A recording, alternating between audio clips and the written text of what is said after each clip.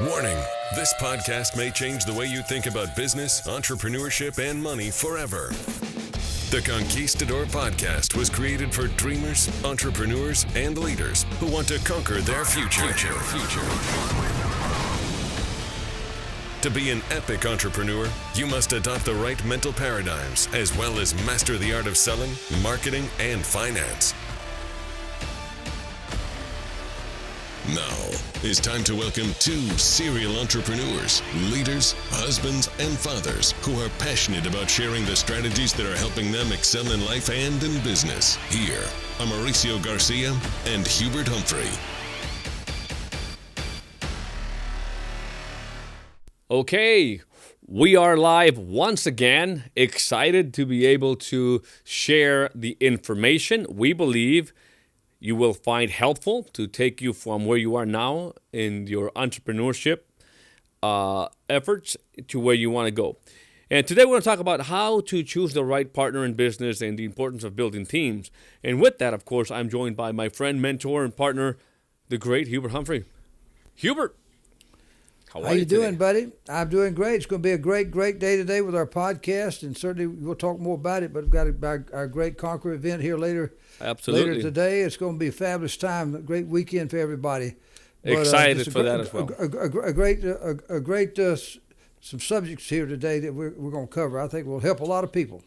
Absolutely, and I think a lot of people think about when they understand that they can't do it and everything by themselves, especially those entrepreneurs that have already been in business for a couple of years, that they understand they're going to need to build a nice team around them, right? Because at the end of the day, great companies are nothing but a group of people coming together to achieve their great vision.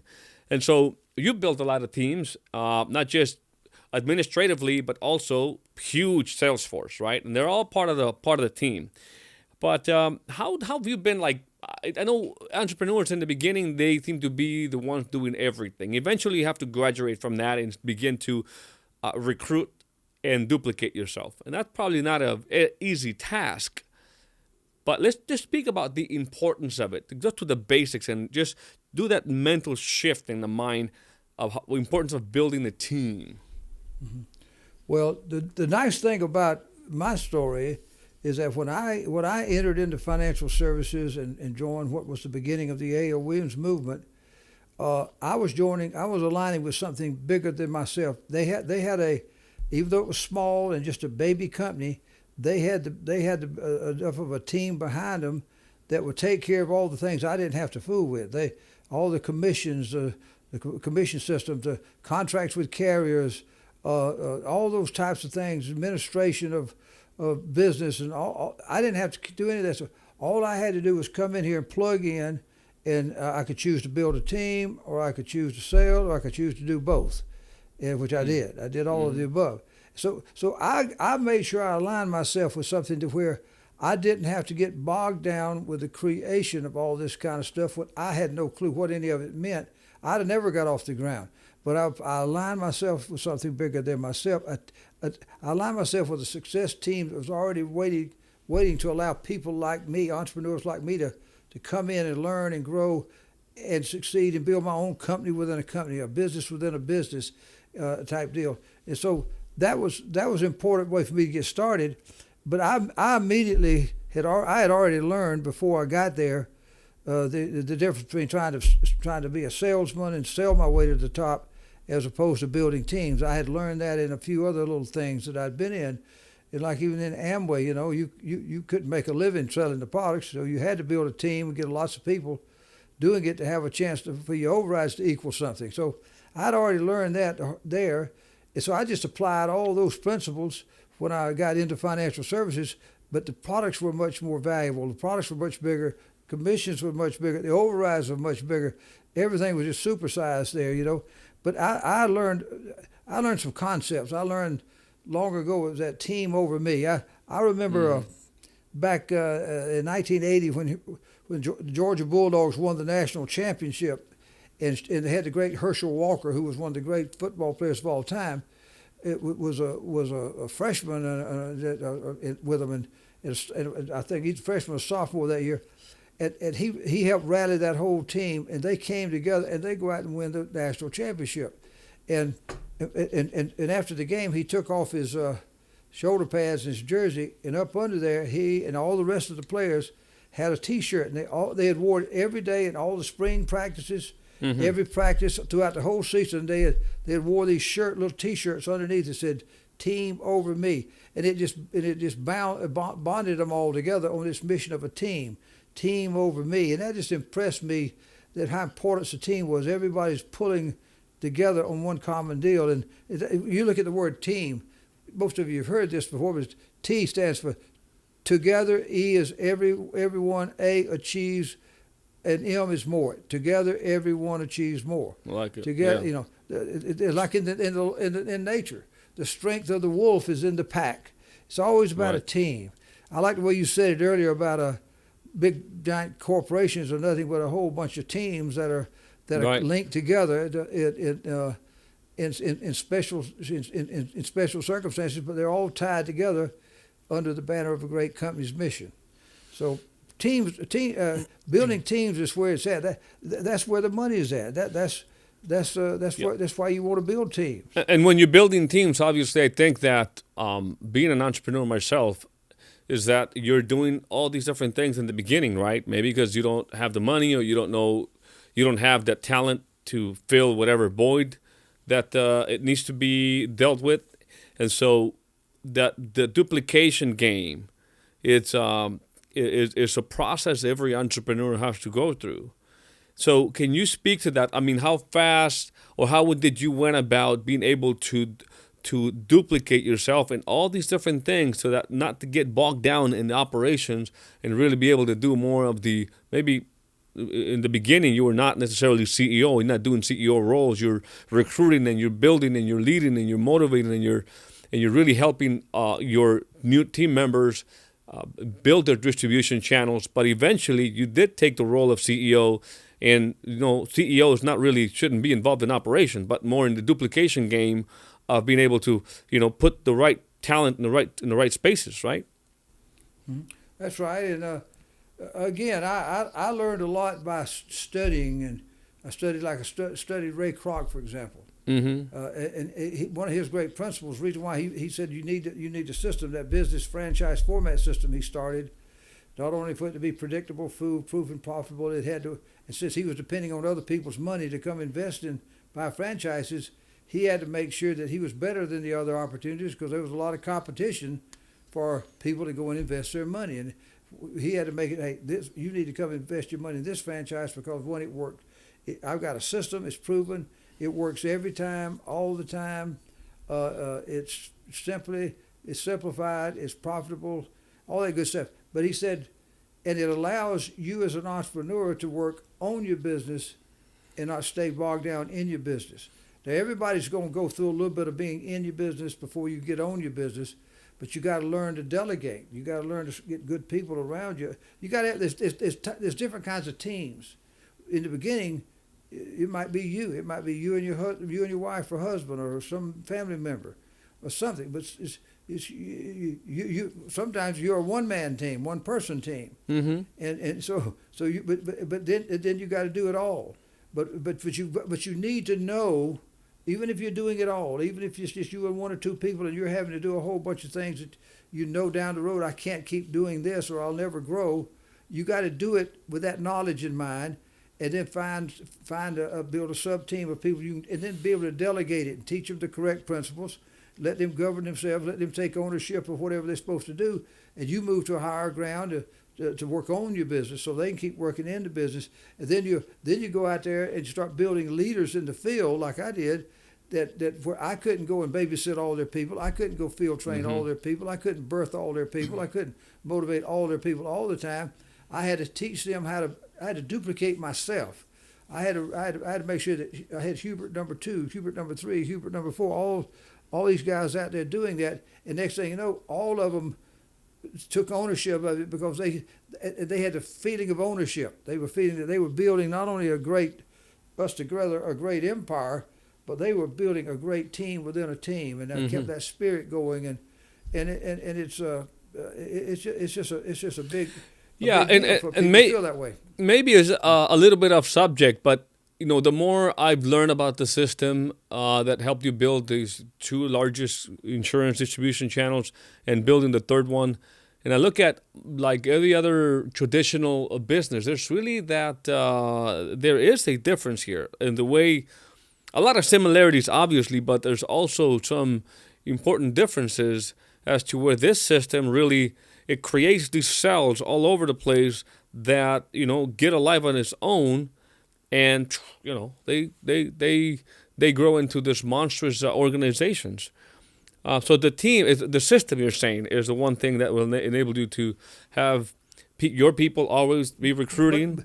But the whole purpose of the system, Mauricio, for us was my philosophy is build leaders and teams will come. Build leaders and teams will come. It's like from the Field of Dreams, that movie where they said guys kept hearing this voice about building this big, get all these baseball players from the past to come, and the voice kept whispering, build it and they will come. Well, go build this field that you were going to build in the middle of a cornfield. It's a long story if you hadn't ever seen the movie. It's a great movie. But I kind of took that same philosophy. If I go out, if I can build leaders, I have no doubt that the teams will come because they'll do just like I did. They'll recruit and build. And if they'll build leaders, it's just a compounding of building leaders and teams coming. And it's what you got to make sure to have it. And you got to make sure the master copy is worth duplicating. And the whole purpose of the system wasn't to do anything other than keep building leaders who would keep bringing the recruits in. And we would use those principles, and we're building a distribution machine that was going to produce more business than any team had ever done in history. And so I kept the main thing. If I said if I'll focus, I'm going to be the biggest thing in history, but I didn't focus on that deal, or didn't have a system that could keep me on track where I'm replicating the master copy. That's what it was all about, and it took all the human frailties out of it a lot and used the human strengths.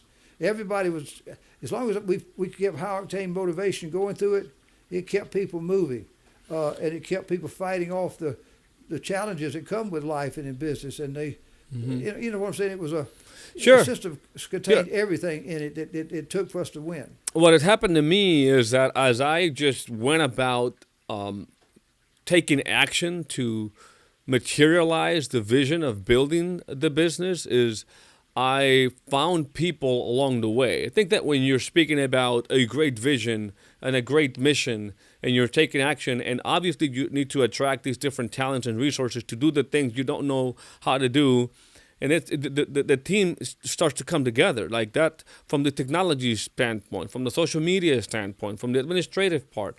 Like, as long as you keep an eye open for these different talents and know how to place them in and bring them in, it happens. Like, I've never originally had an HR or somebody that, went out and hired these people, because sometimes, I didn't really go about, looking at the curriculum, and eventually you'll do that maybe when you're a bigger company. But at least for me, what's happened is that I found a lot of different talent that want to be part of something big, and then you kind of put them in the right positions, and that's how you start building the team initially. And it just teaches me that as long as you are in action, and as long as you are really pursuing something bigger than yourself, people that are good at what they do want to be part of something bigger themselves, and so you will have no problem really attracting the talent. That's what happened to me. No, that's a good thing. And you got a strong presence, strong personality, strong passion. That creates magnetism, and you're like a human magnet, and that's what leaders need to become. And the more magnetized you are, the more energized you are, you're going to attract people. And then it's like that old saying: set yourself on fire with enthusiasm, and when the crowd gathers to watch you burn, recruit them. I love that. That's going to always attract them, but then you got to recruit them. It's one thing to have podcasts and shows and events, and we get people excited, and they get closer and closer to us, and they come through funnels to reach us. But if we're not able to go and take those people and then convert them into very productive, more successful people for having joined with us, then it was of no value. So that's why a system is so important to make sure that part of it gets done to the final fruition, and to make this thing happen. It ultimately becomes lots of people doing a little bit, led by a few that do a lot. That's the old 80-20 rule. And in our business, back when we built the big A.L. Williams Primerica company, the big WMA, World Marketing Alliance, World Financial Group empire that's out there, and the company today, Hedgeman Group International, we're bringing tons of people in there, and lots of them are people that come in and just sort of languish. Some fade away, and there's lots of people who start building small teams, and they struggle and they do whatever.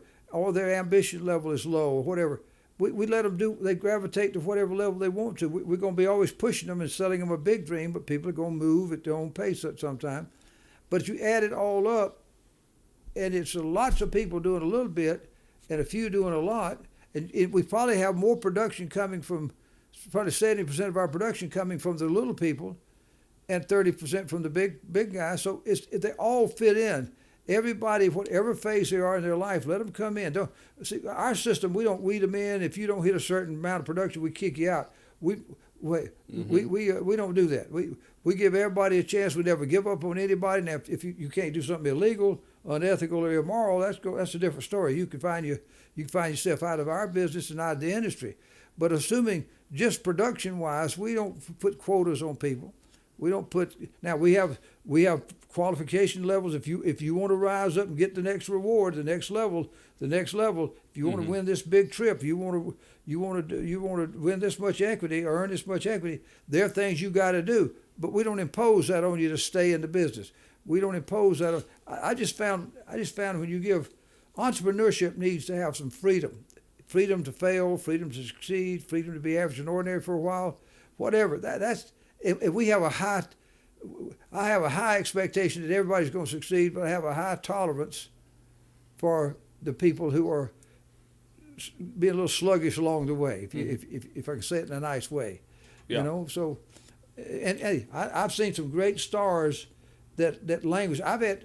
We've had some stars in our business that came in, kind of left the company, wouldn't see them for 2 or 3 years. They came back and rejoined. I've got a guy that makes $1 million a year that I can think of right now that came in and left twice because he kept thinking that I can't do it. He mistook the beginning to be the end. It was a little harder than he thought, so he said, "Well, I'll go find an easier way." Well, he didn't find it. He came back. Then he said, "Well, I think I've learned enough now. I can run out and do my own." When he comes back, well, that's fine. We have an open door policy.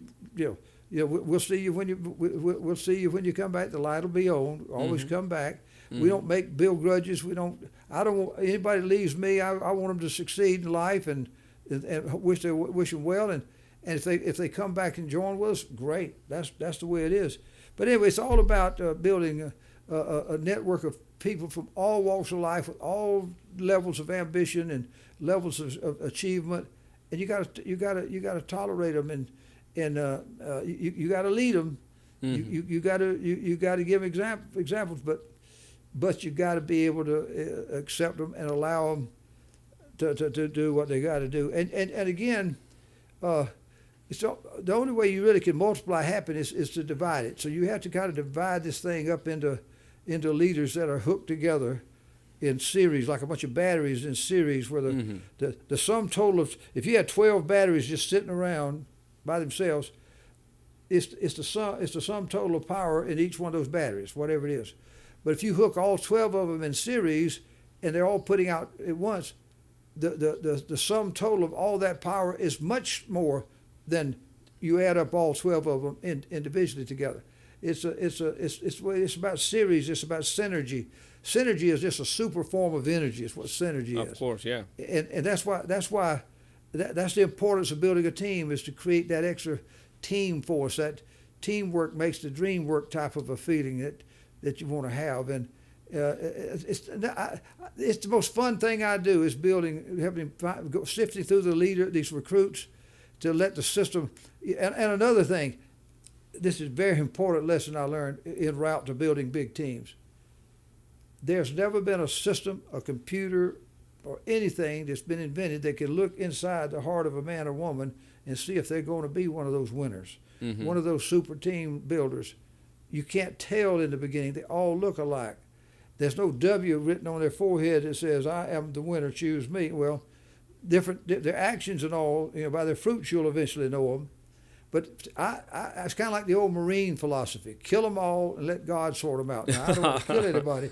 I don't want to kill anybody. But in the Marines, they say, listen, you can't sit there and say, well, that guy, he looks like he's a nice enemy. I don't think he'll shoot me. Well, by the time you do all that thinking, somebody's done shot you right between the eyes. So when you see somebody, you can't pick and choose. You got to go bang, bang, bang. You got to shoot. Now God will sort all them out on the other side. Kill them all. Let God sort them out. Okay. And my philosophy is like that. I don't want to kill anybody, but we want to recruit them all and let our success system sort them out. All right. And it does. That's the purpose of it.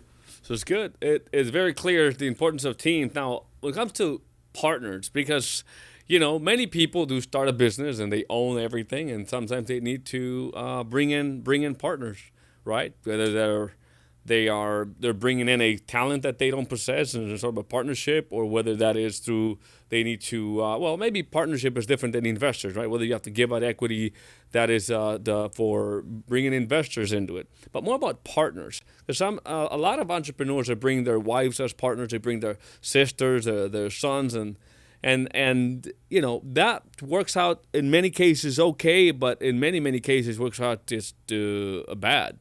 And so what your experience been like? What did you look into before bringing on a partner?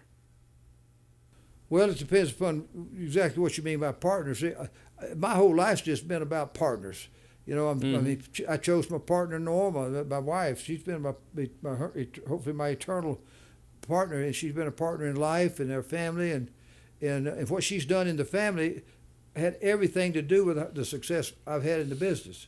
I see that. If she had to taken a lot of my responsibilities back all those years and filled in for me a little bit for that period of time, for us to be able to be rewarded later, she allowed me enough time to miss a dinner, to be gone from home multiple nights.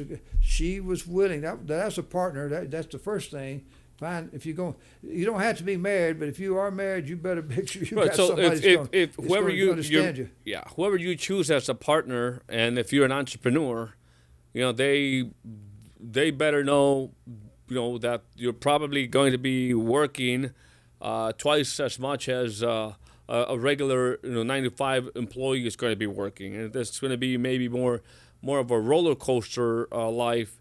Especially in the beginning, or maybe always in entrepreneurship, right? Because you're never really out in the clear. You're in business. Right. And different spouses are going to take different roles. Some are going to get in and work in the business.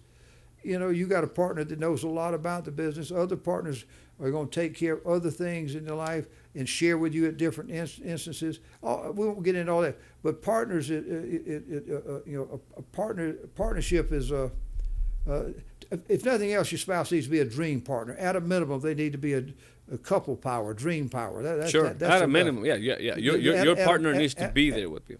Yeah, that's absolutely right. And the other thing about partners, they've got to if you're bringing investors in,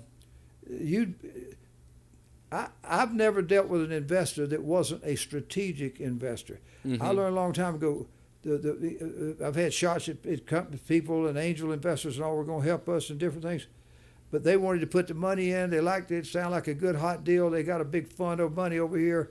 All right, we'll put the money over here, but good and well, they put the hooks in you, bam, bam, and you're giving away too much for too little because they got the money and you don't. And then they want to operate.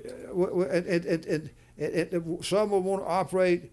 They say they don't, but they'll get in there and mess around. But the biggest thing is that they're going to want to flip that thing in 2 or 3 or 4 years. Mm-hmm. Angel investors are not in there for the long haul. So you got all this pressure on you and all this kind of stuff. So I made up my mind I wasn't going down that route. I'd heard too many war stories. Mm-hmm. I would only take somebody if it was a strategic investor. That there was going to be a whole lot more value in the relationship than just the investment that they put in. That was very critical for me, and it's worked out to be great down the road. Mm-hmm. And a lot of my partners were people that have come on board, no money, put their time, effort in the game, right? And I've given them some ownership to be a little bit of a partner on that side of the house, in addition to the salaries and et cetera, bonuses that they make. So there's all kind of ways to do partnership. But the real partners in our business, not the real, but and then we had great partners where we brought in people, like you said, with different talents to be. And you need both. I mean, you need both, right? But would you say that maybe the partners you brought in for their talent to make up for any lack of experience in some areas, have those paid the biggest yield than even bringing the money? Listen, you give me those, and they're much rather have that. I remember Andrew Carnegie had a great quote. He was a little guy that came over as a little boy with 3 pennies in his pocket from Scotland, and a little short guy, about 5'2" or something. And he grows up and invents the whole steel industry, becomes the first billionaire in this country. But he was a great guy. But his motto was this, because he lived through all kind of depressions and world wars, and he lost and made fortunes all the time. But he said this. He said, and I had a big sign in my office. I still got it. It says, take away all of my it's funny he said railroads, because I used to work on the railroad. Take away all my railroads, take away my factories, my plants, but leave me just 2 or 3 of my good men, and I'll have it all back in 2 or 3 years. Meaning, I'm paraphrasing him, but meaning, take my fortune away, take everything I got, take all the assets I got, but leave me 2 or 3 good people that I need in my mastermind. I'm adding little words to it here, and I'll have it all back. And that gave me the courage when I left the railroad to go full time after 3 months part time in this business. That I felt I had enough knowledge of the system and where I was at. And I was in the right place, and I just jumped. Then later, when Art sold the company to Sandy Weill and became Primerica, I stayed about a year, but I just decided that there was, for reasons that were good reasons, that they were going to stick with just what they had, and they weren't going to diversify. And I had made a mistake and bought into a bigger dream, and now they were going to tell me how to shrink it back down. I couldn't do it. So, but I knew that I walked away from an income paying me $5-6 million a year with equity, a bunch of equity I had built up in our reinsurance company. So, and I walked away from an organization that had 50,000 licensed people selling at any given time. Wow. 5,000 leaders. I jumped out of a perfectly good airplane with no parachute. But that's fine. But I was like Andrew Carnegie. I took that little slogan with me and I put it on my first desk I had in the new company. Everything's gone. My cash flow's gone. Everything's gone. I've just got to go have it because But see, I took with me the system. I took with me the knowledge of the system that I had implanted in that company, and I took the system. And all of a sudden, 2 or 3 or 4 of those guys that were my leaders over there finally got the courage, and they came over later and they joined with me. And so I had 2 or 3, just like Andrew Carnegie said, I got 2 or 3 of those leaders. I got my system, and guess what? Duplicated that fortune very shortly, and over and over. So that's the mentality you got to have when you're dealing with good people. Good people, good partners, they're much partners. more important. Yeah. Without them, and hey, and you need to have a system where you always are developing new partners. You don't just stay there with the same 2 or 3 partners. I learned a long time ago, some of the people that were playing roles in companies in certain periods of time, they don't grow in their talents and abilities and can't fulfill the role at another level, another time, in another era, and new people have to come in. It's up to people to change and adapt and modernize themselves. If they don't, somebody else is going to have to come in and in many cases in business it pushes you out of a job because they've learned skills that you didn't have to fill your job. So partners are a big thing of any variety. The littlest person who comes in our business is a partner. A good secretary, a good assistant is a person. I've got people around me that I don't even know what you call their titles, but man, they're the jack of all trades. They're the administrator of all things, and they're more important to me than then somebody's got the big title and the big degrees and all. I remember I had a lady named Judy Fox who was she was the head of her whole role was to make people in our company who met her at conventions and to come to our headquarters feel great. She was a queen of quality of life, and her deal was to make sure that Hubert Humphrey could stay sharp and stay focused and energized and have enough fun to where I could stay running and building companies. And she was in charge of my quality of life for me and Norma. Period. End of story. My pilot and her were the two most important people in the company that last 10 or 12 years because they kept me.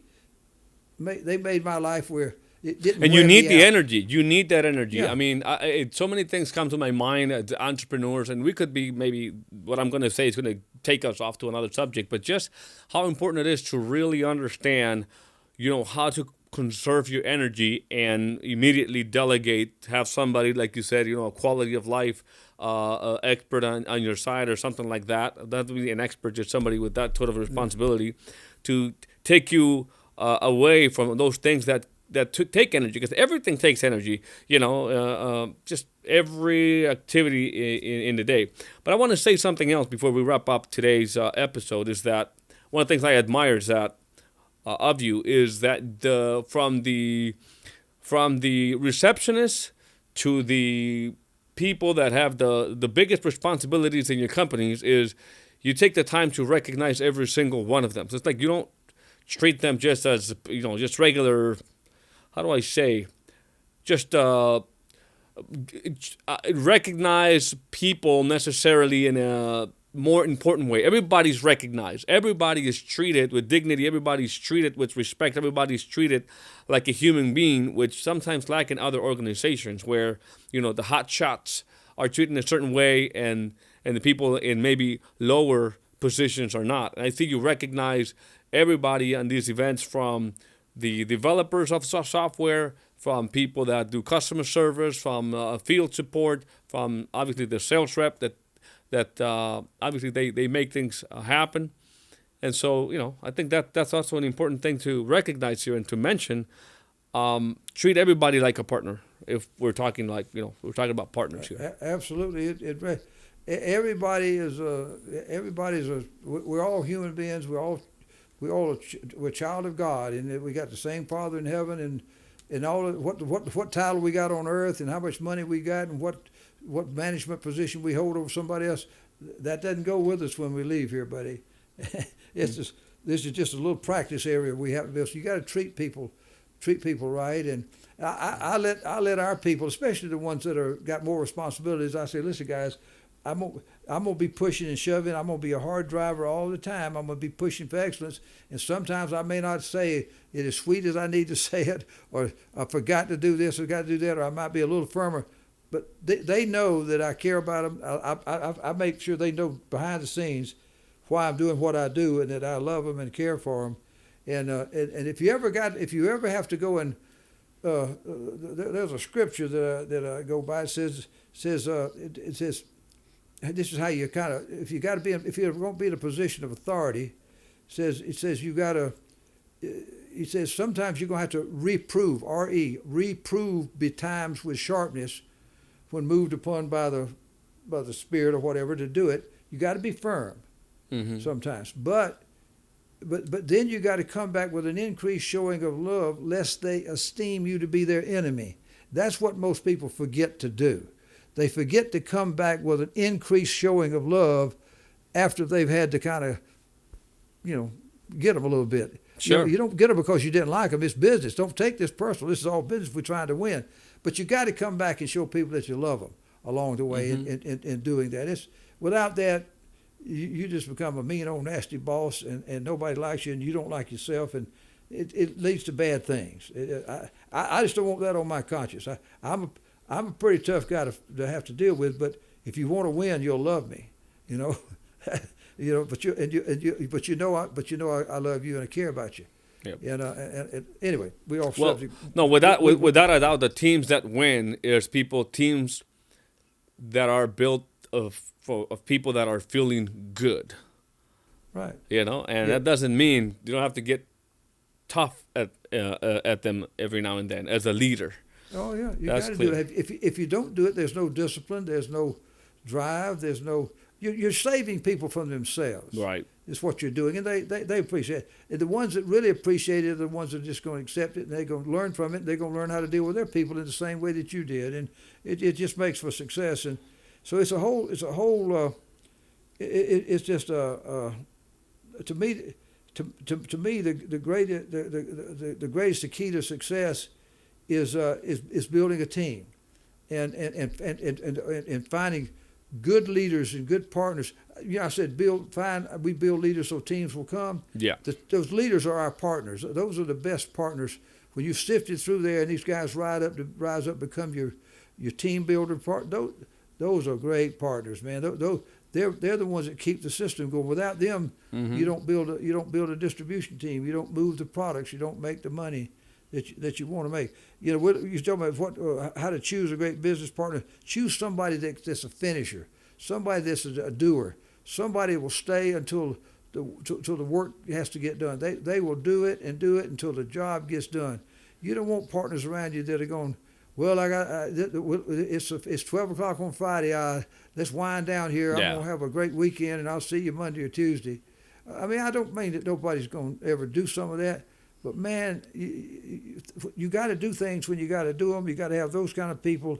You got to have people who got the capacity to, and a family situation that will allow them the time to fail. Wilson Clemens, who founded the Holiday Inn chain way back in the 50s, about the same time Ray Kroc was finding McDonald's, the Holiday Inn was starting.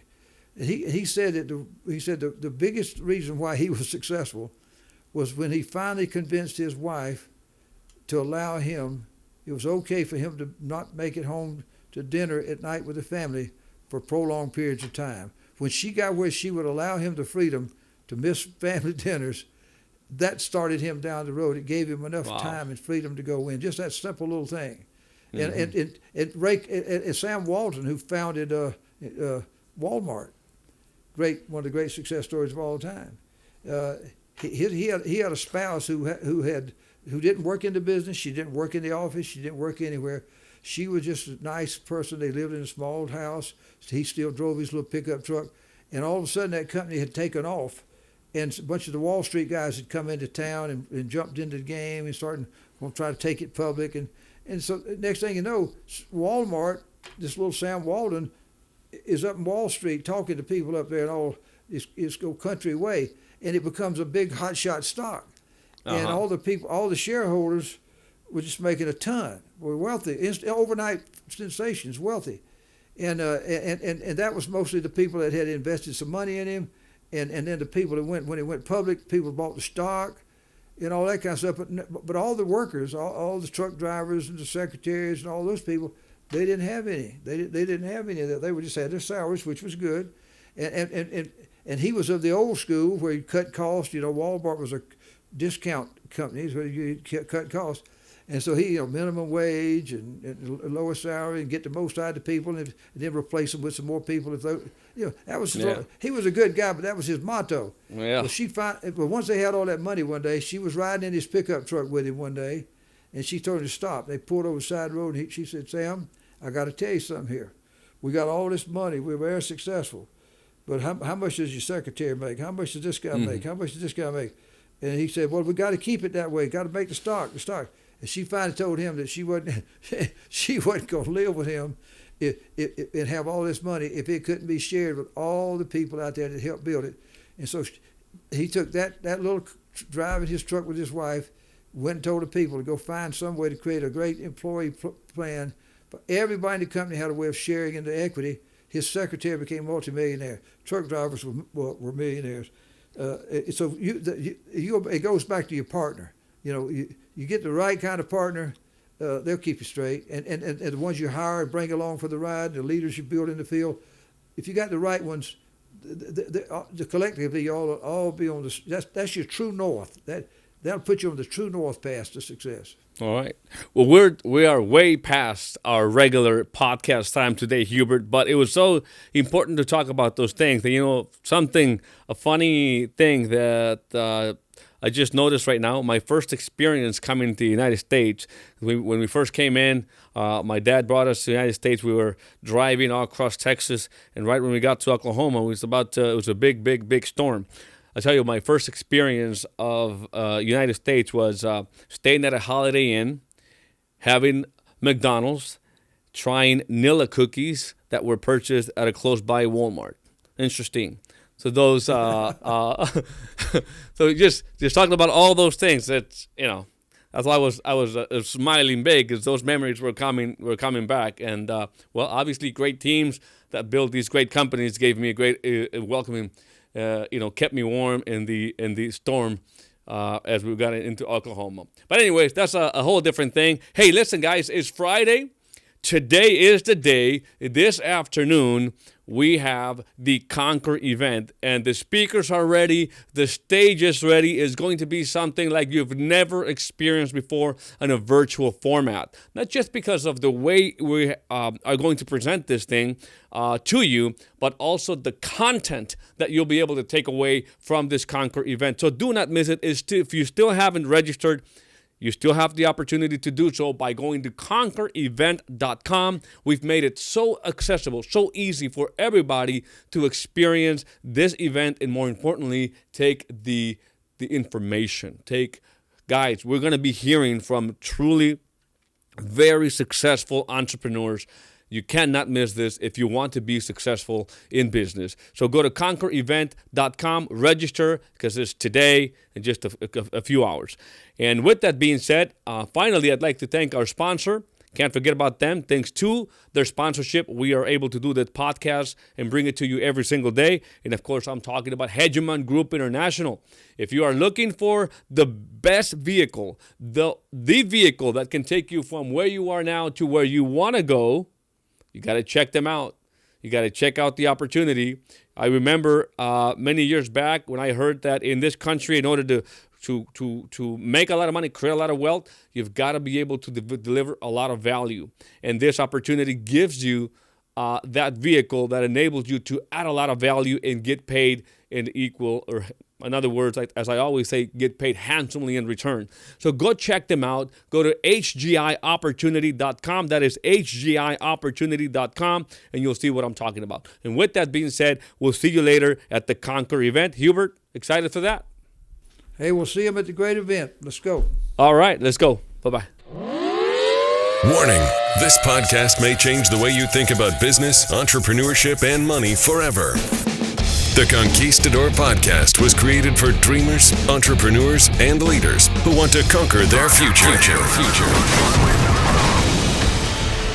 To be an epic entrepreneur, you must adopt the right mental paradigms as well as master the art of selling, marketing, and finance.